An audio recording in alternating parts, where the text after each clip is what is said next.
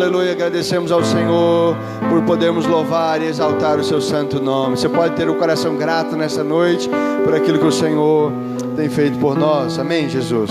Graças a Deus. Vamos falar com o Senhor, vamos entrar na palavra. Pai, nós queremos dar-te graças nesta noite, Pai. Oh Deus, obrigado, Jesus, por esta oportunidade. Meu Deus, nessa noite estaria ministrando a missionária Marli, Senhor.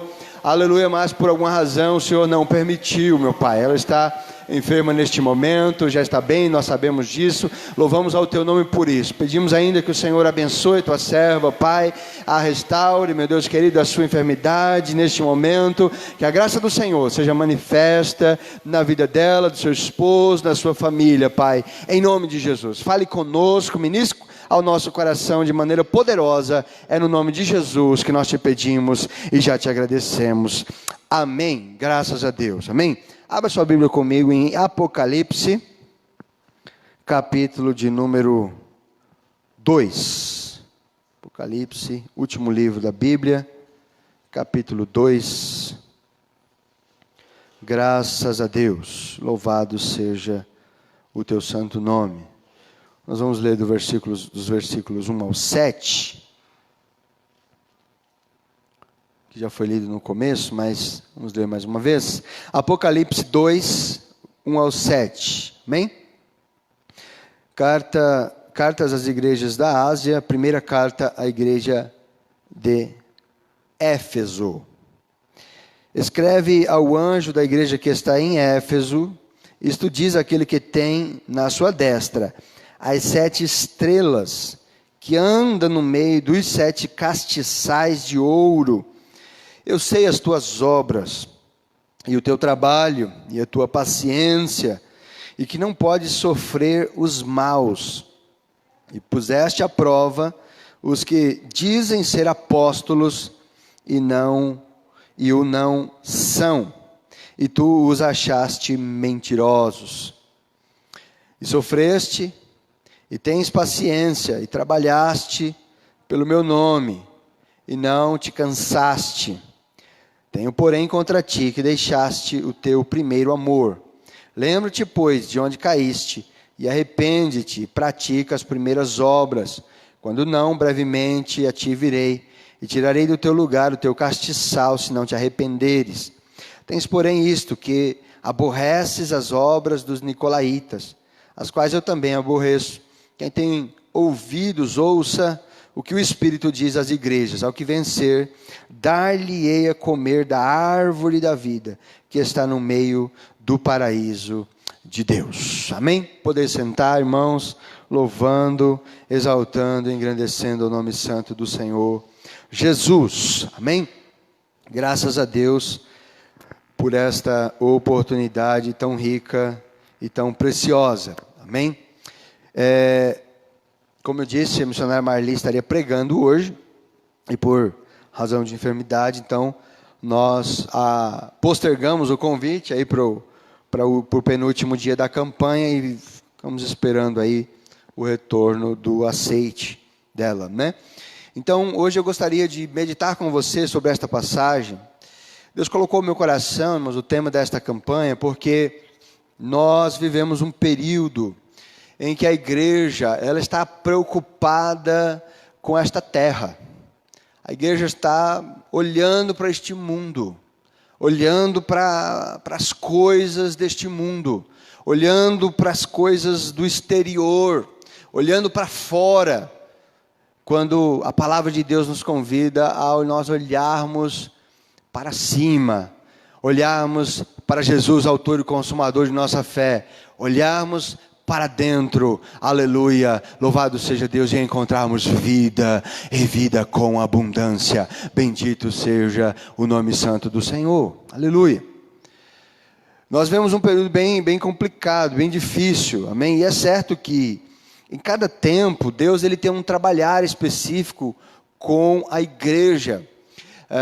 E já no primeiro século, já nos primeiros anos da igreja, Jesus já usou o apóstolo João, o último apóstolo, né, dos 12, o último a morrer, o único a morrer de causas naturais, de morte natural, não foi morto pelo martírio, não foi morto martirizado.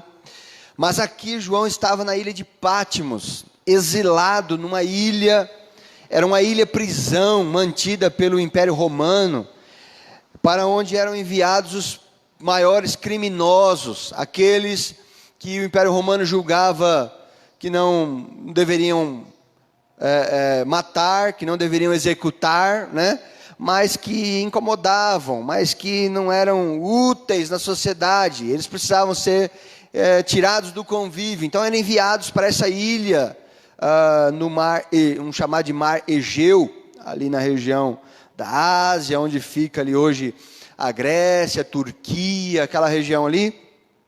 E João então foi enviado para lá, provavelmente porque ele pregou a palavra. No começo do livro de Apocalipse vai dizer que ele estava exilado em Patmos por causa da palavra de Deus. Provavelmente porque ele pregou a palavra e algum judeu ou algum perseguidor da igreja denunciou João, e naquele primeiro momento havia uma perseguição, e provavelmente João foi capturado e enviado para a ilha de Patmos. E lá o Senhor se manifestou a João, louvado seja Deus. Primeiramente eu gostaria de dizer para você que nos piores momentos de sua vida, querido, se você está na presença de Deus, todas as portas da terra podem se fechar para você, mas Jesus abrirá uma porta do céu, se manifestará a você e dirá: eu estou, aleluia, contigo, bendito seja o nome do Senhor, aleluia. O Senhor se manifesta a João, irmãos, naquela ilha, fala com João e disse: João, escreve esta carta às 7 igrejas da Ásia. Nós sabemos pela história que João, ninguém voltava desta ilha vivo, todos eram prisioneiros, eram enviados para lá, para trabalhos forçados, e ficavam lá trabalhando até morrer, seja morrer de exaustão, ou de fome, ou de cansaço, ou de velhice, ficava lá. Era um prisioneiro perpétuo, não voltava para a sociedade. Mas nós sabemos pela história que de alguma forma, Deus na sua misericórdia, João voltou, não sabemos em que circunstâncias, mas João volta para o continente, é liberto, aleluia, e volta, aleluia, para a sua igreja. E lá ele continua pregando, onde ele vai então escrever, ali as suas epístolas, 1 João, 2 João, 3 João, e a maior das tônicas do apóstolo João é justamente o amor. Ele justamente vai dizer: Deus, Ele é amor. Irmãos, amai-vos uns aos outros, aleluia, como o Senhor assim nos ensinou, porque o Senhor é amor, porque Deus é amor. Louvado seja Deus. Ele diz, ninguém pode dizer: eu amo a Deus, mas eu aborreço ao meu irmão. Porque como ele pode amar, aleluia, a Deus que não vê, Como é que ele pode amar, a Deus que não vê, Louvado seja Deus, se ele não ama ao seu irmão que ele vê. Então, de alguma maneira João voltou, mas naquele momento Jesus, ele usa João para enviar a sua carta, as suas cartas às 7 igrejas. E a primeira carta é justamente a igreja que ficava na cidade de Éfeso. A cidade de Éfeso era a maior cidade da Ásia naquela época. Era um grande centro, era uma grande metrópole para os moldes daquela época, do primeiro século.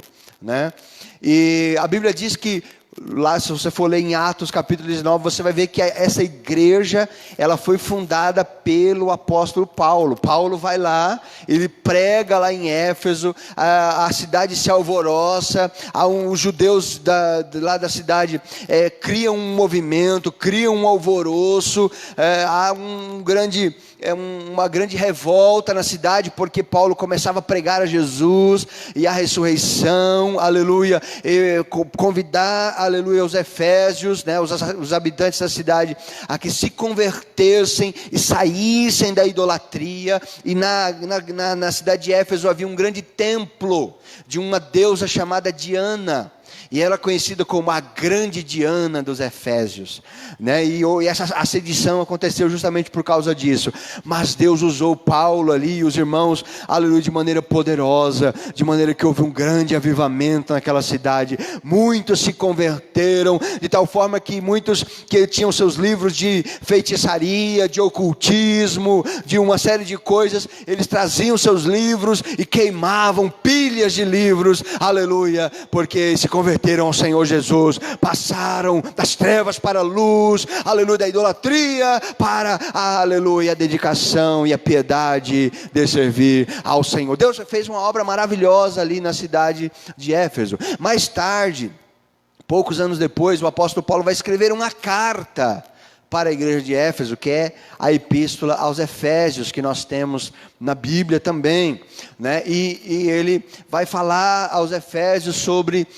a divindade do Filho de Deus. Ele vai falar sobre a importância da igreja, ou melhor dizendo, a divindade do Filho de Deus. Ele vai falar mais aos Colossenses, mas aos Efésios ele vai dizer assim.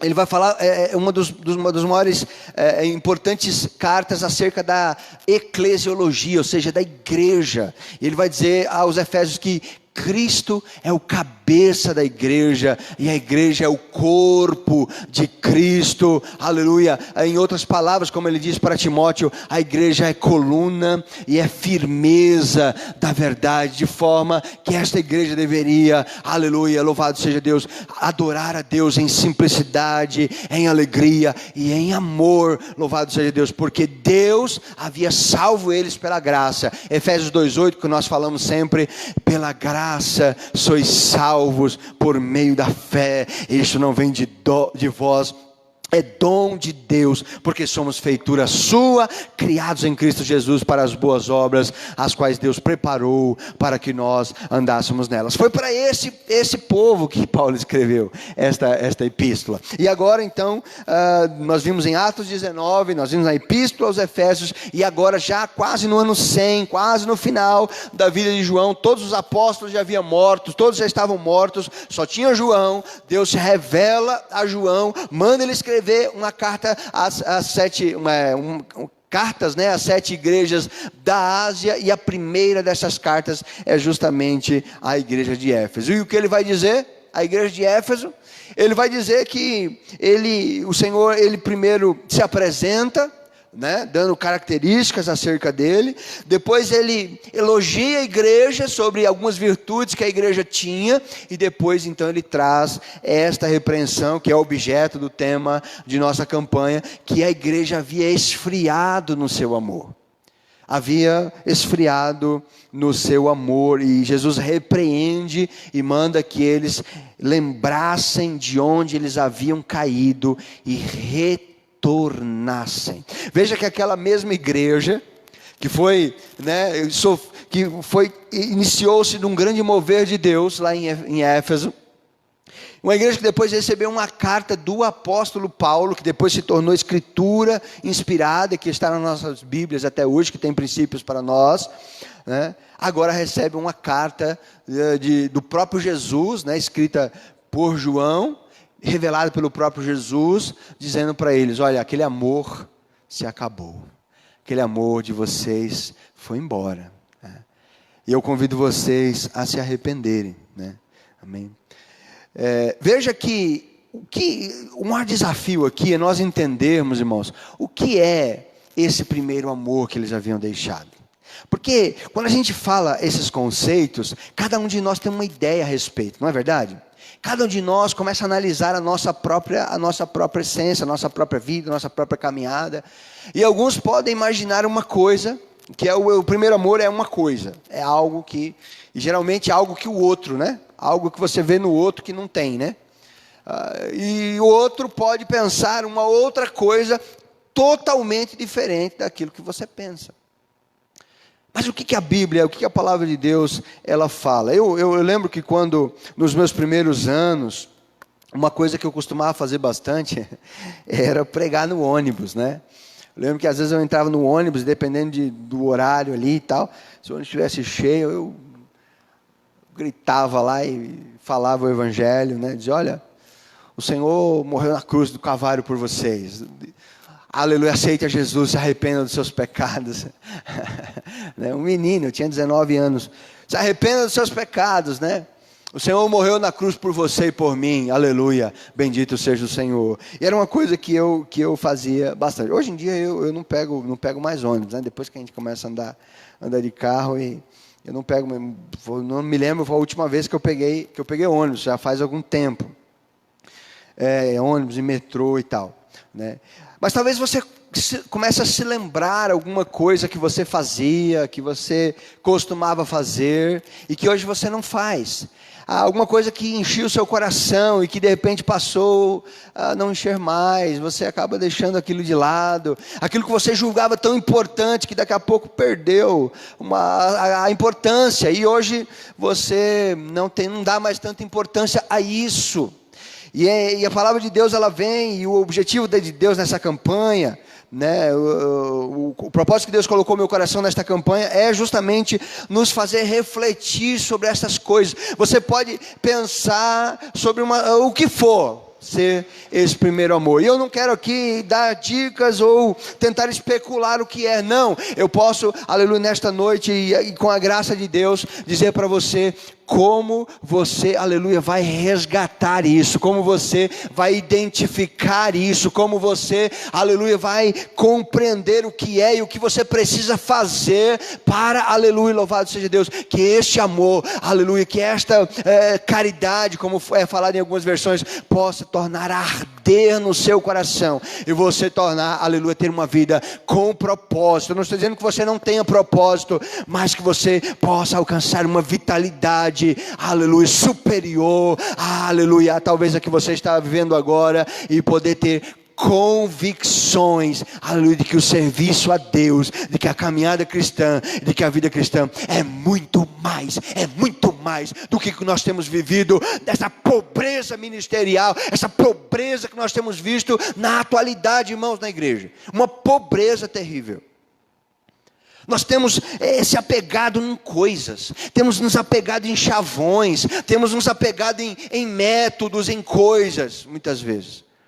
E temos deixado, aleluia, muitas vezes o mais importante, a palavra de Deus, a leitura diária e constante, o seu devocional constante da palavra de Deus, o desejo de você cada dia ir à fonte, aleluia, para receber algo de Deus novo, como aquele óleo fresco que desce cada manhã, te rejuvenescendo, alegrando o seu coração, tirando as mágoas e os espinhos que ferem você, aleluia, dando gozo, alegria, aleluia, que o mundo não pode explicar. Bendito seja o Senhor.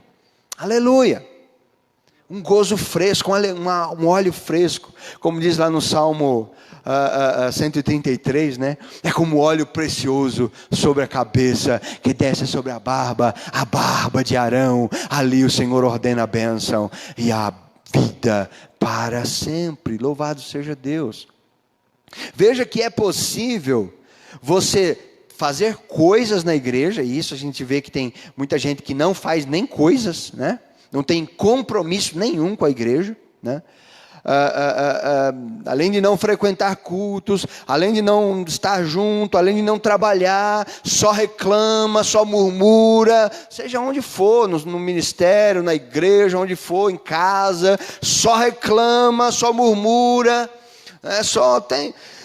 Mas veja que é possível ainda, além disso, você fazer coisas e ainda assim ter perdido o primeiro amor. Porque o primeiro elogio de Jesus no versículo 2 é: eu sei as tuas obras, e o teu trabalho, e a tua paciência. Veja, era uma igreja que trabalhava, era uma igreja que tinha trabalho, era uma igreja que tinha atividades, era uma igreja que fazia, uma igreja que, né, tinha constantes atividades, estava preocupado em desenvolver atividades onde a palavra de Deus fosse pregada, onde pessoas pudessem ser alcançadas, onde famílias fossem edificadas e histórias fossem mudadas e transformadas. Louvado seja Deus. Havia trabalho, havia atividades, havia uma programação na igreja. Mas talvez eles estavam confiados numa tradição, porque era a igreja fundada pelo grande apóstolo Paulo. Porque era a igreja E Jesus disse: se arrependa. Quando não, eu virei a ti e tirarei do seu lugar o seu castiçal. Segundo os estudiosos e os grandes ícones hoje da atualidade, né, de pastores, estudiosos da palavra de Deus, conhecedores do âmbito, dos contextos da igreja mundial, essa região da Ásia, Éfeso existe até hoje, ela fica na Grécia, e a região ali de Éfeso, hoje ela não tem nenhuma expressão cristã. Ela tem resquícios hoje, o que as igrejas são mais comuns ali, são igrejas ortodoxas, né, da igreja ortodoxa russa, que são aqueles que tem aquelas barbonas, né, que é um catolicismo oriental, né, e não tem nenhuma expressão evangélica, nenhuma expressão cristã hoje em dia. E foi o início de uma grande igreja. Foi início de uma grande igreja, um grande mover de Deus pelas mãos do próprio apóstolo Paulo. Depois recebeu esta carta do próprio Jesus, escrita pelo apóstolo João. Veja, então havia, irmãos, uma tradição, havia um grande peso, havia um grande apóstolo Paulo, né, fundou. Jesus disse: eu conheço o teu trabalho, eu conheço as tuas obras, eu conheço a tua paciência, mas a tradição não resolve, a tradição não alimenta. O que alimenta a igreja é a oração, é a palavra de Deus, é uma vida constante com o Senhor, de esperança, de vitalidade, de persistência, aleluia, em perseverar na presença de Deus. Se você não se arrepender, eu tiro o seu castiçal. E foi o que realmente aconteceu, né, naquele momento. E ele diz: não pode sofrer os maus, e puseste à prova os que dizem ser apóstolos e não são, e tu os achaste mentirosos. Estou lendo o final do versículo 2 ainda. Outra coisa, nós podemos ter perdido o primeiro amor, mas ainda assim manter a ortodoxia, manter a convicção, a ortodoxia, ou seja, a palavra correta, a palavra coerente dentro da Bíblia, e ainda assim ser frios, ser vagarosos no cuidado, ser com esse amor amainado e esfriado. E eu vou dizer uma coisa para os irmãos: hoje em dia nós não temos nenhum e nem outro. Quando eu falo, não estou falando do âmbito de congregação, estou falando da igreja brasileira como um todo, querido. Nós temos muitas heresias dentro da igreja, muita coisa sendo pregada que não está na palavra. Muitas ditas profecias que não foi Deus que mandou. E tem muitas pessoas que vão atrás de ouvir profecias, quando a maior das profecias está nas tuas mãos, à sua disposição, no momento que você precisar. A voz do Deus Todo-Poderoso falando com você através do Espírito Santo. Enche o seu coração. Se você nunca chorou em cima da Bíblia, de maneira que as lágrimas molhem as páginas da Bíblia, querido, você ainda não compreendeu o que é a voz de Deus na palavra do Senhor.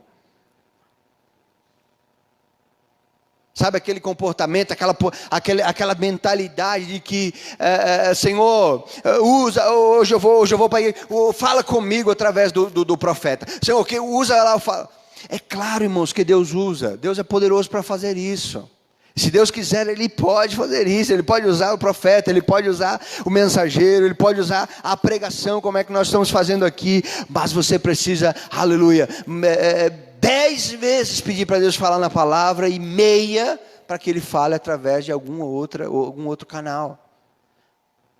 Mas muitos desprezam a palavra de Deus e ficam a ver navios mesmo, ficam sem conhecer, ouvir a voz de Deus mesmo, porque está desprezando aquilo que Deus deu. Desprezando, esta é a palavra doída, dura, eu sei, mas é a verdade. Jesus quer restaurar o primeiro amor, amém, Jesus? Amém, você consegue ver o amor de Deus por mim, por você? Você vê como Deus é maravilhoso, como o Pai é glorioso e santo. Então, nós podemos ser ainda ortodoxos, né? E ainda perder o primeiro amor. Hoje nem ortodoxia a gente tem, porque é tanta heresia, tanta coisa absurda, buscando tanta coisa que fica um pouco mais complicado. Mas a gente pode fazer coisas, a gente pode ter uma maneira correta de ensinar e pregar, e ainda assim ser vagaroso, ser frio no sentido de não ter fervor, não ter expectativa. Porque quando você faz uma coisa, o apóstolo Paulo diz o seguinte: todo aquele que planta, quando ele planta, ele tem esperança de colher. O cara, né? Eu ia falar o cara, mas o agricultor que vai lá e planta, põe a semente na terra, ele não diz lá, se brotar, brotou. Não. Ele planta na expectativa de quê? Vai crescer, eu vou regar, vai chover, vai crescer e eu vou colher o fruto disso daqui. Eu vou colher, vai ter uma colheita abundante. Então vamos pregar vamos semear com carinho, vamos colocar a terra com carinho, vamos arar primeiro, vamos preparar, vamos adubar, porque vai sair, vai brotar, vai fazer. É o que o Senhor está falando. Você pode fazer as coisas da maneira correta, mas sem essa expectativa, aleluia, de que o Senhor vai operar poderosamente, aleluia. Eu vou ali visitar a irmã, Deus vai nos usar lá, o Espírito de Deus vai cair naquele lugar, vai mudar aquela história. Eu vou na igreja hoje, Deus vai falar de maneira poderosa através da sua palavra, eu vou louvar o nome dele e vou ser transformado, vou voltar com resposta para minha casa, vou voltar com resposta para aquele problema. Eu tenho colocado uma situação na presença de Deus, Deus vai responder, porque ele é um Deus que fala. A expectativa, o fervor, aleluia. O Senhor disse: morreu isso daí, acabou. Você faz por fazer, você vai por ir. Eu não estou dizendo para não ir, estou dizendo para ir, mas com expectativa. Cadê o amor? Cadê o amor? O amor se esfriou. Aquela esperança. O apóstolo Paulo, escrevendo aos Coríntios, no capítulo 13, ele fala sobre a excelência do amor. Não fala? Não fala lá que ainda que eu falasse a língua dos anjos, dos homens, se eu não tivesse amor, eu nada seria? Tem um verso lá que eu acho, aquilo é maravilhoso. Ele diz assim: o amor não suspeita mal. O amor não suspeita mal. E às vezes, irmão, alguém falou alguma coisa de você, ou alguém contou alguma coisa, aí a pessoa já fica toda preocupada, né? Então, o que falou de mim, o que deixou de falar, o que não sei o quê, e começa-se a ter uma preocupação tremenda. Se o amor não suspeita mal, querido, você tem que estar em paz com o seu coração. Você tem que estar em paz com Jesus, querido. Você tem que ter, aleluia, aquela graça de inocência, aleluia, louvado seja Deus, de dizer assim: a pessoa falou mal de você, não, mas ela estava num dia ruim, mas eu ouvi fulano falar, não, fica tranquilo, vai dar tudo certo, eu amo essa pessoa é uma bênção, a gente tem lá, talvez teve uma situaçãozinha ou outra, mas não tem problema não, aleluia, eu sei que ela me ama, eu sei que ela ora por mim. Aí você fica com medo de ser ingênuo e acaba sendo tolo. É melhor ser ingênuo do que ser tolo, querido. Guarde isso nessa noite. É melhor ser ingênuo do que ser tolo, porque ser ingênuo, aleluia, você está no amor de Cristo, aleluia, lembra-te de onde caíste, aleluia, retorna e pratica as primeiras obras. Louvado seja o nome do Senhor. Louvado seja Deus. Se você está em Cristo, se você ama a palavra de Deus, se você medita nela constantemente, o Espírito Santo te dá uma segurança, irmãos, que você não está preocupado com o que os outros falam a seu respeito. Você não está preocupado com a sua reputação. O apóstolo Pedro disse o seguinte: olha, se vocês são perseguidos, se vocês são difamados, se vocês são caluniados, se alegrem por isso. Jesus disse a mesma coisa no final do Sermão da Montanha: alegrai-vos, né? Bem-aventurados sois quando vos injuriarem, perseguirem, né? E mentindo disserem todo o mal contra vós. Alegrai-vos, porque grande é o vosso galardão dos céus, porque foi assim com os profetas antes de vós. Agora deixa eu fazer uma pergunta para você refletir. O que estão falando de você é uma calúnia? É uma bobagem? Ou é verdade?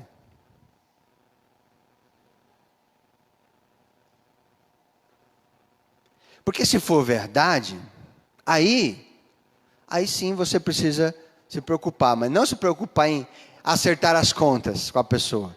Acertar com Deus mesmo. Você precisa orar ao Senhor, você precisa se dobrar diante da presença do Senhor. Bendito seja o nome do Senhor. O apóstolo Paulo diz assim: se vocês sofrem um dano, se vocês sofrem, né, eles mentindo, Jesus disse, se eles injuriarem, perseguirem e mentindo disserem todo mal contra vós. Agora, se eles estiverem falando a verdade, você precisa se consertar com Deus. Você precisa se arrepender com Deus. Outro dia eu convidei a pessoa, vai lá na igreja, lá, dá um pulo lá e tal. A pessoa falou assim, eu com todo respeito a você, pastor, mas enquanto aquela pessoa estiver lá, eu não vou lá não. Aquela pessoa não é crente. Aí tem dois detalhes aqui que o pastor precisa considerar. O primeiro é que quem está falando é descrente, ele não crê, então a palavra dele não tem tanto crédito também. Então não tem que ficar. Mas se ele quiser ir, ele vai por Jesus, não pela pessoa. Eu estou convidando ele, não é a pessoa. Agora, por outro lado, eu já começo a dizer, poxa vida, mas o que essa pessoa tem feito para que haja essa fama? Então, se estão dizendo, se disserem todo mal contra vós, mas mentindo, exultem, se alegrem, aleluia, porque grande será o vosso galardão do céu. Agora, se estiverem falando a verdade, você precisa se converter. Lembra-te de onde caíste, aleluia, pratica as primeiras obras. Arrepende-te. Louvado seja o nome santo do Senhor. Então, que Deus manifeste a sua graça, aleluia, sobre a tua vida, de maneira que o teu coração ferva, aleluia, pelas coisas de Deus. Teu coração ferva pelas coisas de Deus. Não é se o pastor vai me agradecer. Irmãos, o pastor é falho. Tem hora que alguém está fazendo bastante coisa para o Senhor, está trabalhando, está nos bastidores, ninguém está vendo. E o pastor muitas vezes também não está vendo, ou se está vendo, às vezes acaba passando batido. Aí uma pessoa faz uma coisa, o pastor diz, eu queria louvar a Deus pela vida de fulano, porque fez tal coisa. Aí quem está fazendo fala, puxa vida, né? Estou fazendo um monte de coisa aqui, a pessoa fez uma coisa, e o pastor elogiou. Então o pastor é falho. O pastor é falho. Se você fizer as coisas para Deus esperando o elogio do pastor, o pastor pode falhar. É claro que o pastor ele tem uma das premissas, reconhecer o bom trabalho, o apoio, a ajuda daqueles que estão com ele, daqueles que não ficam boicotando o trabalho, que não ficam, né? Mas que ajudam, que dão apoio, que comunica, né? Comunica, né? Porque às vezes manda o recado, né? Ao invés de falar com o pastor, manda o recado, né? Acontece um problema, manda o recado, né? Ao invés de falar com o pastor, manda o recado, né? Tem que comunicar, irmão, tem que falar conosco, né? Então, todas essas coisas, aleluia, aleluia, é o primeiro amor. É você ter alegria em servir a Deus, em fazer, mesmo que eu vou encontrar dificuldades, eu vou encontrar lutas, eu vou, né, ser muitas vezes, vai ter talvez falta de reconhecimento, vai ter muitas vezes situações, mas depois, aleluia, a gente pode dizer, eu sirvo ao Senhor, querido, eu sirvo ao Senhor, aleluia. O apóstolo Paulo diz assim, aleluia, aquele, louvado seja Deus, que vos chamou, é poderoso para aperfeiçoar a boa obra que em vós começou. Ele suprirá as vossas necessidades em glória. Louvado seja o nome santo do Senhor. Aleluia. Louvado seja Deus. E Deus também trata com a pessoa, Deus trata com o pastor, Deus trata. Aqui nós somos apenas instrumento, nós somos apenas servo aqui, eu e você. Senhor aqui é um só, aleluia, aquele que está sentado no trono, irmãos, e Ele fala para mim e para você nesta noite, aleluia, se você deixou o primeiro amor, aleluia, lembra-te pois de onde caíste, arrepende-te e pratica as primeiras obras, louvado seja o nome santo do Senhor. E um segredo aqui para a gente concluir, é que Ele não está falando... Quando eu descobri, isso aqui foi maravilhoso para a minha vida. Quando ele diz assim, lembra-te de onde caíste, o que a gente lembra? Quando a gente cometeu uma falha, quando a gente começou a se esfriar, quando a gente começou a não dar tanta importância, como a gente não... Não é isso que ele está falando. Não é lembra da falha, é lembra de onde caiu, onde você estava. Lembra de onde você estava, o patamar. Imagine, nós estávamos falando aqui esse dia do rapaz que caiu da laje lá, a irmã Santina falando, um milagre, irmãos. A altura que ele caiu, quebrou acho que só o tornozelo, né? Eu caí de uma altura dessa aqui, quando eu tinha 10 anos de idade, uns 4 metros de altura, quebrei os 2 pulsos, bati o rosto no chão, fiquei 48 horas na UTI, mais uns 2 meses internado, saí de lá parecendo o Popeye, aqui com os 2 gessos na mão, perdi a vista do olho esquerdo, mas eu morava do lado de uma Assembleia de Deus, e lá eles clamaram por aquele menino que caiu da laje, e o Senhor me chamou para a sua presença, 9 anos depois, porque Ele é fiel, bendito seja o nome santo do Senhor. Então se eu olhar, lembra de onde caiu, eu vou lembrar o quê? Da queda? Não, eu vou lembrar de onde eu caí, onde eu estava. Estava lá em cima. É isso que o Senhor está falando. Lembra-te de como você era. Lembra do estado glorioso. Não é lembrar da falha. A falha é o que tirou o estado glorioso. A indolência, a preguiça, o pecado, as coisas. É o que fez você esfriar o amor. Mas ele não está falando para você lembrar dessas coisas. Essas coisas é que impediram, né, de você, né, ser aquele fervoroso que você era. Ele fala assim, lembra de como era gostoso, como era satisfatório, como você não estava preocupado com o que iam pensar, como você não tinha tempo ruim para fazer as coisas, como você não tinha tempo ruim para aconselhar alguém. Quando alguém vinha murmurar, você dizia para ele, vamos orar, querido, porque Deus vai dar a vitória. Quando alguém vinha reclamar do outro, você falava, não, vamos orar junto por ele, e não dava vazão àquela reclamação. Você lembra como era mais prazeroso, lembra como era mais gostoso. É isso que Jesus está dizendo, lembra-te de onde caíste, arrependa-se e pratique as primeiras obras. Bendito seja o nome santo do Senhor. Aleluia, louvado seja Deus. Porque o Senhor, irmãos, tem coisas gloriosas para fazer na sua vida. Aqui, os seus filhos, Deus tem cura para os seus filhos, tem salvação para os seus filhos, para os seus netos. Deus tem bênção na família, no casamento, aleluia, no seu trabalho, os seus pais, os seus avós, para os mais novos, né, os seus netos, para os mais vividos, aí, experientes, né, o seu casamento, a sua família.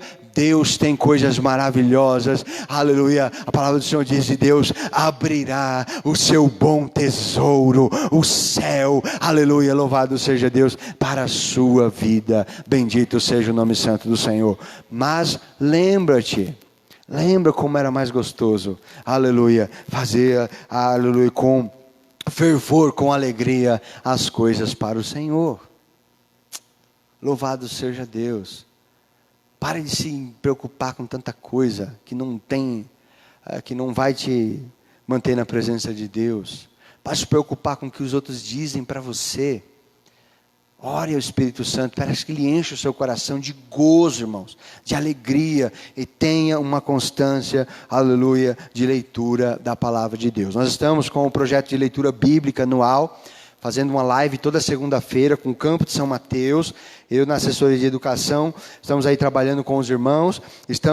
Chegamos hoje em Êxodo 25, não é isso? Êxodo 25 hoje, né? Então começando desde lá do dia 3 de janeiro, começamos em Gênesis 1, estamos em Êxodo 25, na metade do segundo livro.